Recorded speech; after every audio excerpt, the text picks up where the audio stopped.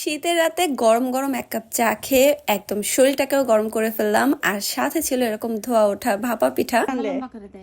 ও টাটকা লাউ হ্যাঁ আর বল মাছ। আজকের ব্লগটা কিন্তু অনেক বেশি ইন্টারেস্টিং হতে যাচ্ছে। তো কে কোথা থেকে ব্লগটা দেখছেন অবশ্যই ঠাস করে একটা কমেন্ট করে দিবেন। আমরা চলে গিয়েছিলাম নদীর পাড়ে একটু ঘোরাঘুরি করতে। বাড়িতে এসেছি, একটা দিনও ওয়েস্ট করা যাবে না। নদীর পাড়ে গিয়ে আজকে ঘোরাঘুরি করলাম, ঘোরাঘুরি করে আবারও চলে গেলাম আমাদের পুরাতন বাড়িতে। এখানে এসে দাদুর কবরটা এক নজর দেখে নিলাম, যেহেতু তারপরের দিনে আমাদের আবার ঢাকায় ব্যাক করার কথা। তো সবাই আমার দাদুর জন্য দোয়া করবেন অবশ্যই। আমরা সেই দিনই আবার চলে গিয়েছিলাম বিকালবেলা বাজারে। এখানে হচ্ছে বাজারই বলে, এখানে খাবার দাবার যা কিছু পাওয়া যায় সব বাজারেই। তো আমরা তো একটা দিন প্ল্যান রাখি যে আমরা বাজারে যাব, আর বাজারে গিয়ে যা যা খাবার পাওয়া যায় সেগুলো সব ট্রাই করব। তো এসেই এই পাকোড়াটা খেলাম। পাকোড়াটা একদম ঠান্ডা ছিল, তবে হ্যাঁ পাকোড়াটা যদি গরম গরম থাকতো তাহলে অনেক বেশি মজা লাগতো।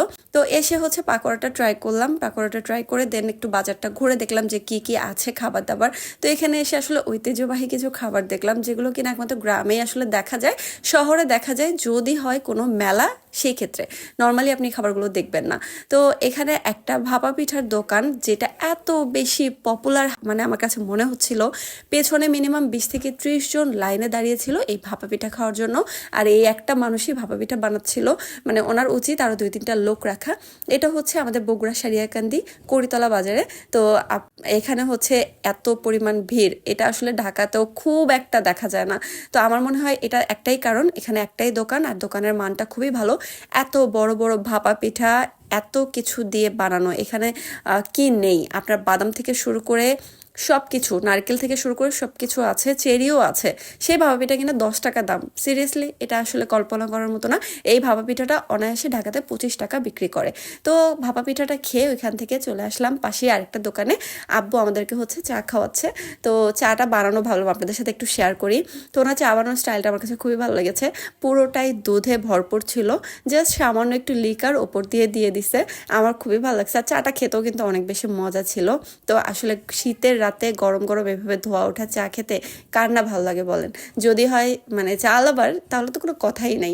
যারা যারা চা লাভার আছেন তা কিন্তু টাচ করে একটা কমেন্ট করে যাবেন, শীতের রাতে চা খাওয়ার এক্সপিরিয়েন্স আছে সেটাও জানাবেন।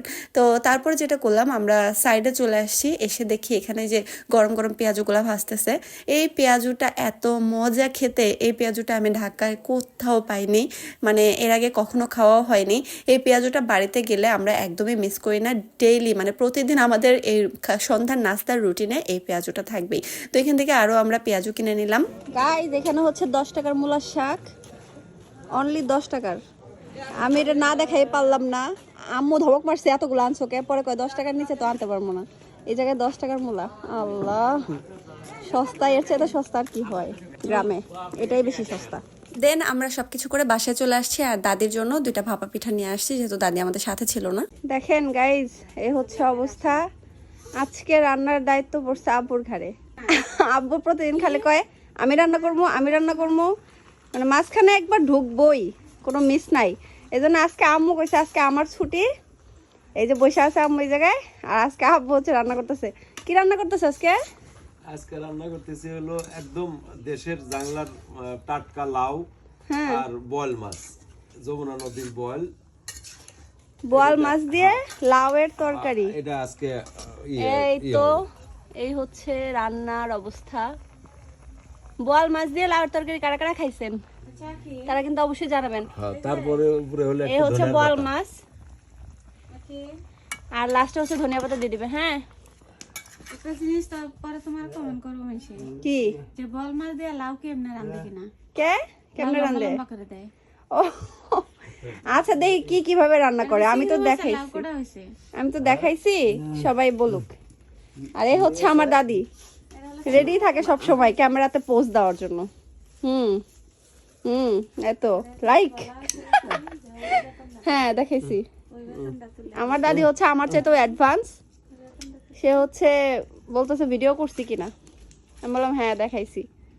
লাস্টে আপনাদের দেখাই দিব লাউ, মানে লাউয়ের তরকারিটা কেমন হয়েছে। মানে জাস্ট নিচ থেকে একটু করে দাও হালকা, হালকা হালকা।